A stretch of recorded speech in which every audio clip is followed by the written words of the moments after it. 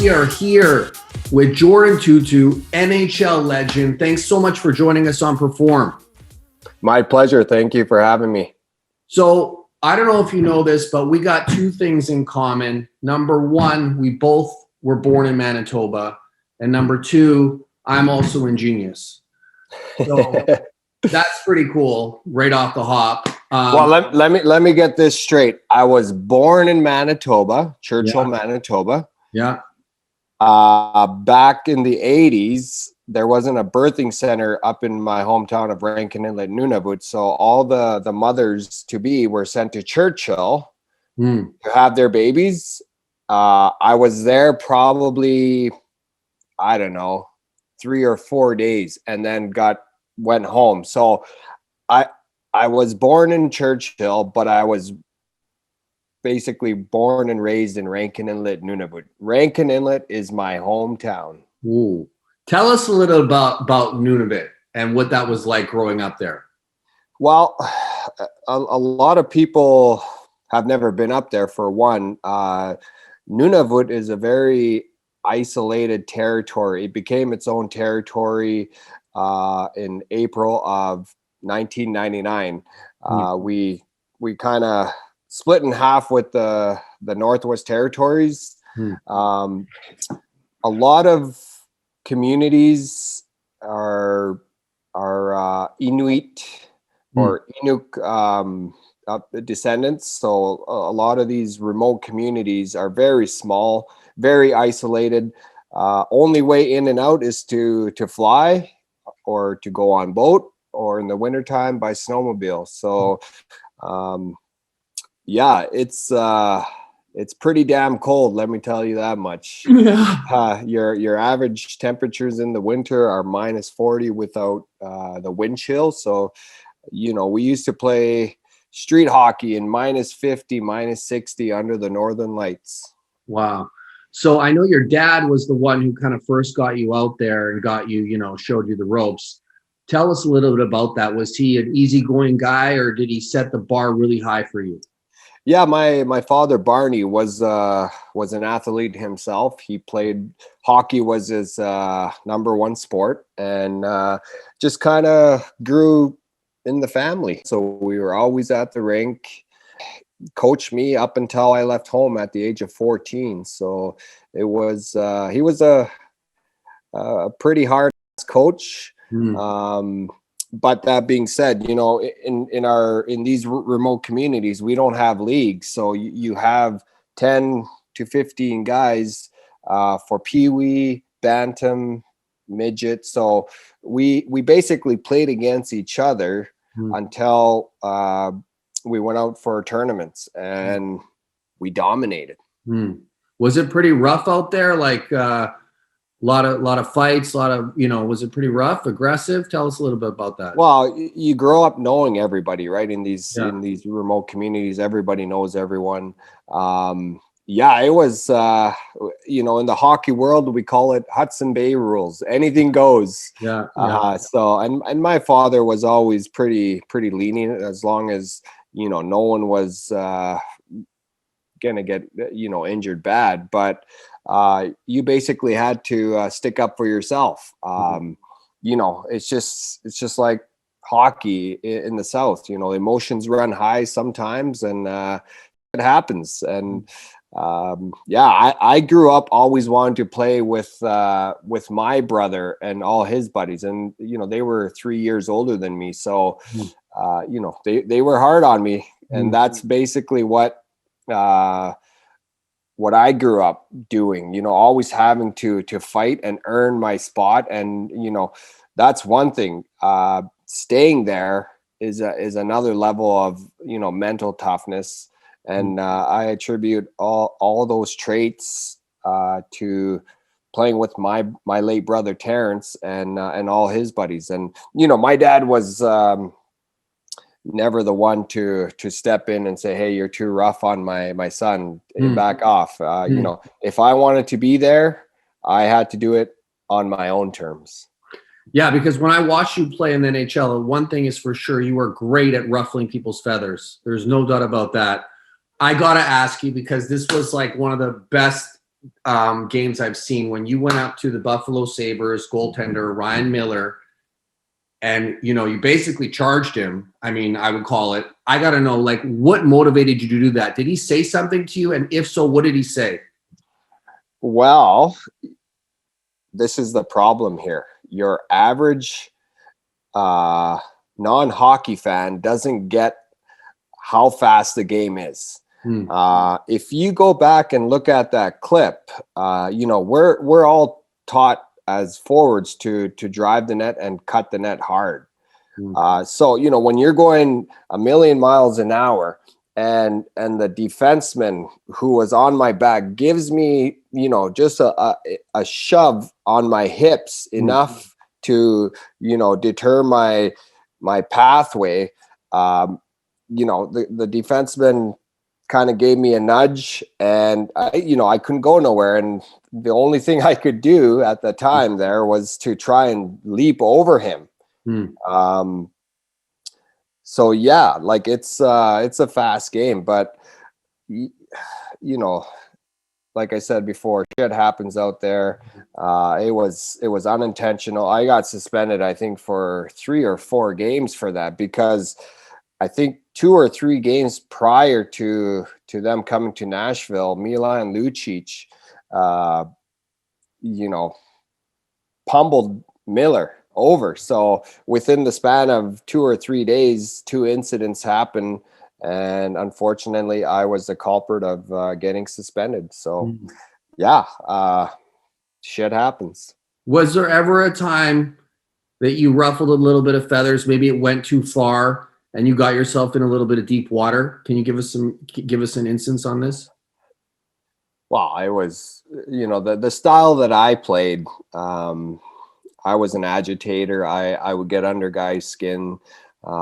By no means I was no heavyweight. Thank God that I always had heavyweights on both sides of me that basically backed me up.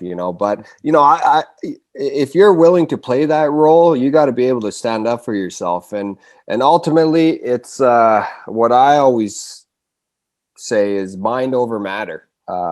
Chaos would happen out on the ice, or even before games when you knew something was going to go down. Right? That's probably the hardest part as an athlete or as a fighter in the NHL is knowing, the whole day that something's going to go down. It's just a matter of time, right? And I always,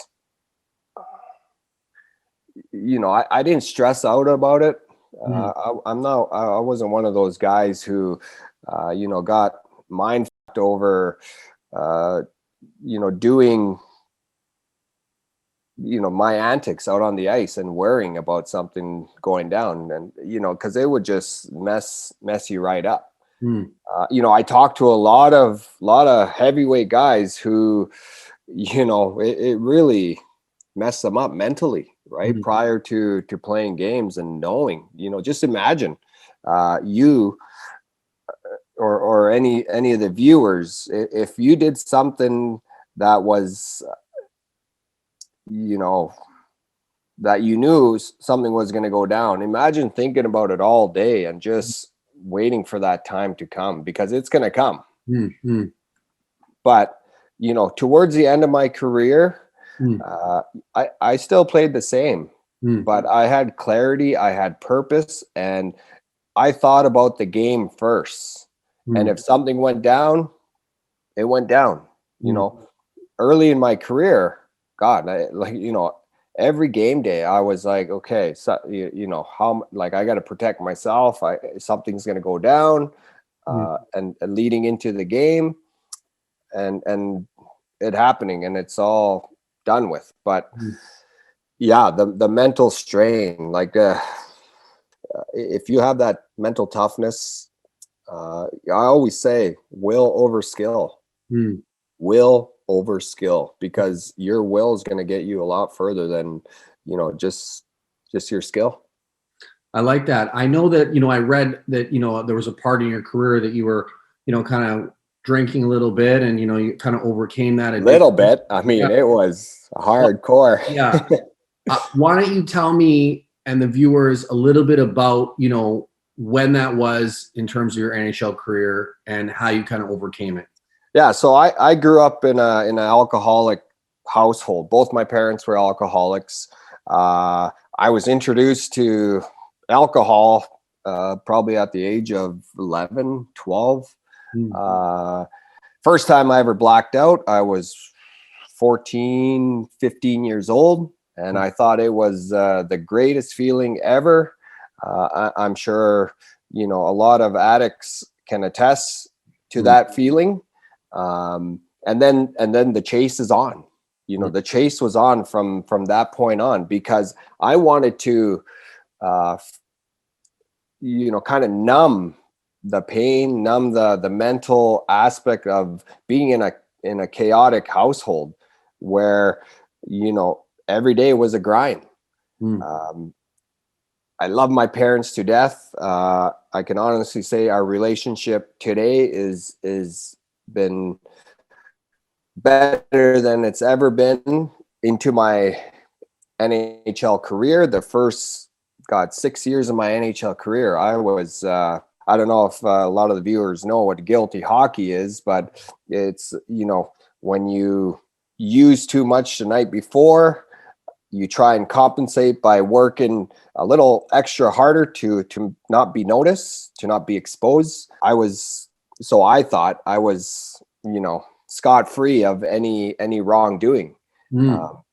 But, everyone hits their rock bottom in different ways. For me, it got to the point where it wasn't like I was drinking every night or I needed a drink every night. I was a binge drinker. When I got the green light, it was full throttle. My alcoholism really escalated after the passing of my brother in 2002. 20 years old, playing in the show, going to bed, trying to not think about, what happened or what could I have done or what did I do wrong for my brother to take his own life.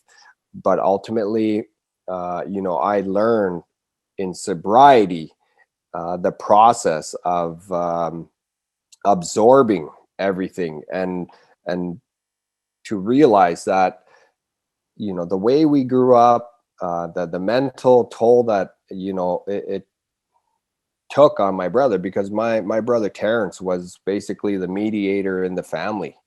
He was the one he was the glue to the family. He kept everyone together.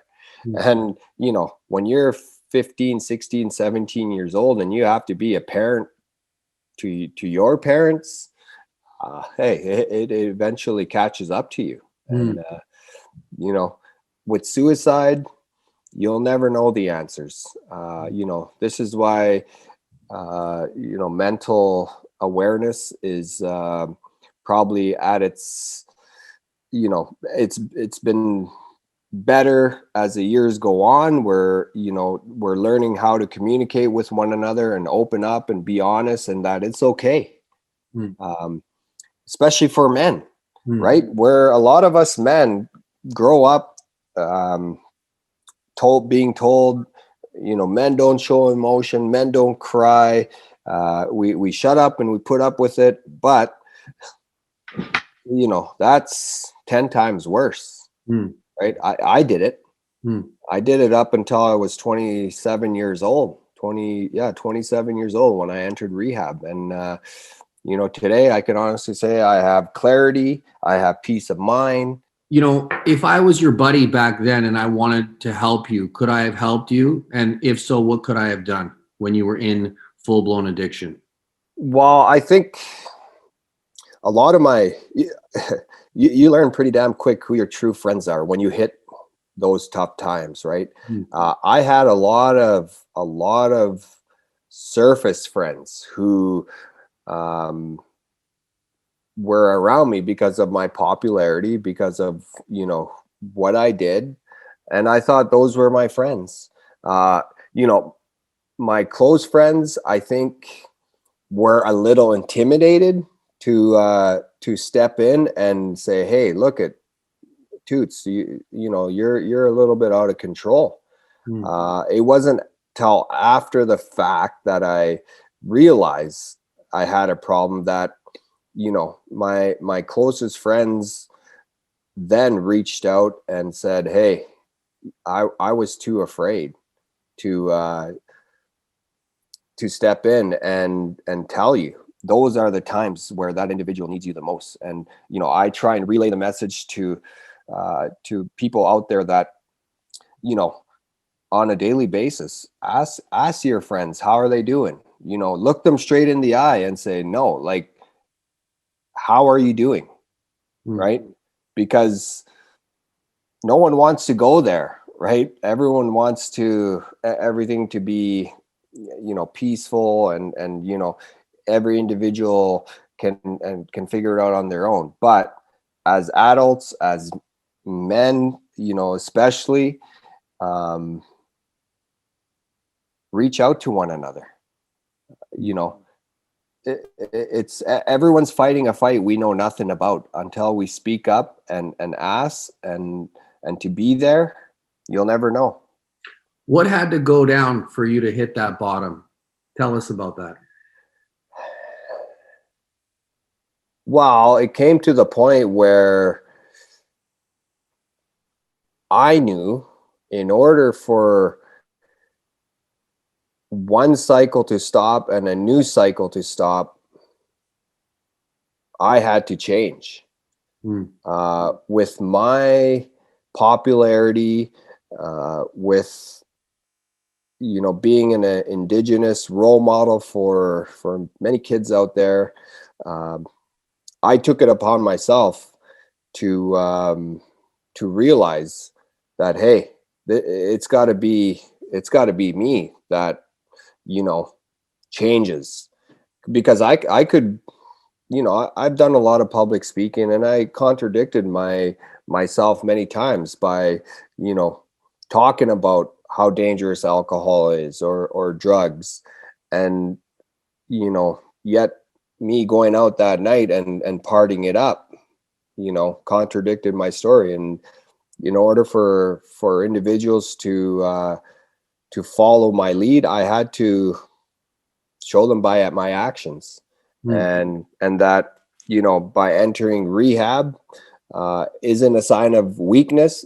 By asking for help isn't a sign of weakness. It actually strengthens that individual, right? And you know, for me, it was either my hockey career, or being 6 feet under, or prolonging my career and starting a new cycle, not only for myself, but my family, for my kids. Were you able to get clean the first time you went to rehab? Yes, I knew here, you know, because until that individual is ready, nothing's going to change. So I know you're super passionate about the Indigenous community and giving back. You've obviously got your own foundation right now. Give us some insight on that. Tell us what's going on, what motivated you to do that, and, you know, how can people get in touch? Well, you know, we all know suicide is a national epidemic in our country, especially in the Indigenous communities. I am forever grateful for where I come from and who I am, and that I am able to share my story to help our Indigenous communities grow together. You know, you go back years and years of, you know, I don't want to get into any political debates here, but, you know, the residential schools and how it affected our people, and the substance abuse that came along with it. You know, it's very prevalent in our communities, and I experienced all that. And, you know, it's a daily work in progress for me to better myself, but trying to help our Indigenous communities grow and to accept what happened and to move forward and to kind of turn the page and start a new way of thinking, right? Because it doesn't happen overnight. It takes a long time, you know, just like my sobriety, right? Like I said, the first 3 years were hell for me. But today I can honestly say I wouldn't have what I have today if I didn't sober up and accept the help. You know, I have a beautiful wife, Jennifer.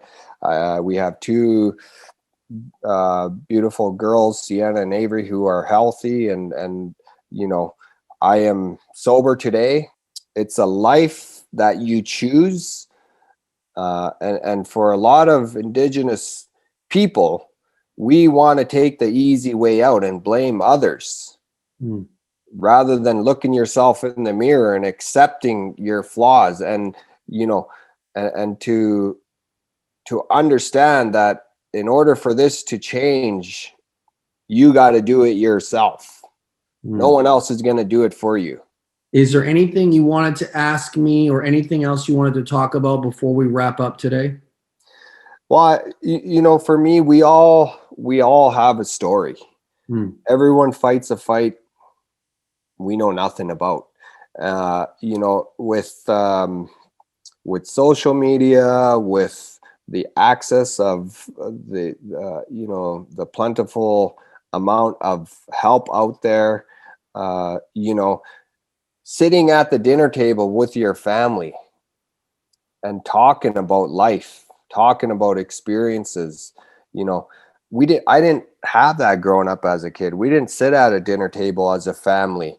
You know, I lived on eggshells pretty much as a child. And so now for me to stop one cycle and start a new cycle for my family, it's been a wonderful challenge. You know, setting boundaries, you know, every family is different, but as long as we love and we give our kids affection, because that's all I craved as a kid was, you know, the love and affection from mommy and daddy, just wasn't there for me.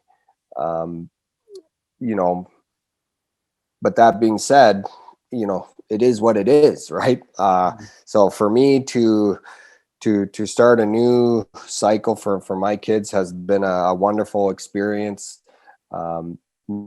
Being a father, being a present father has been probably the best gift that I could have given myself. Do you have anything going on in the next year to 5 years, a goal, something that you're, you know, working towards that you could tell us a little bit about? Well, raising my kids, being a present father.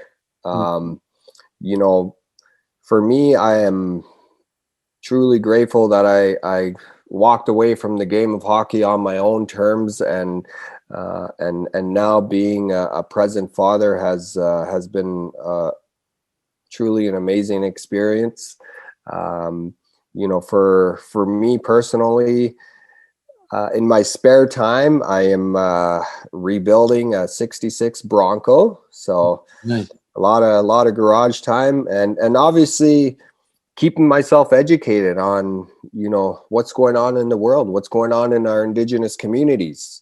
You know, because for me, I owe it to our people to show them that, you know, change can happen, and it takes time. It's a process.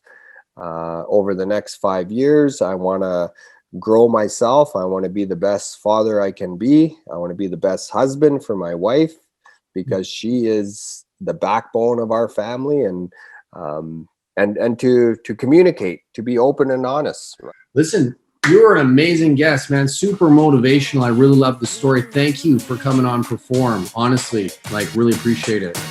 My pleasure. Anytime. Thank you.